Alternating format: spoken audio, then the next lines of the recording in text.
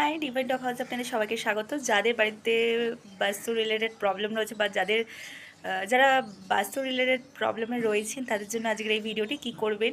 আজকে হনুমান জয়ন্তী, সবাইকে জানাই শুভ হনুমান জয়ন্তী দিবসে অনেক অনেক শুভেচ্ছা ভালোবাসা। আজকে অবশ্যই বজরংবলী পুজো করবেন। অনেকেই ফেলেছেন এই মুহূর্তে।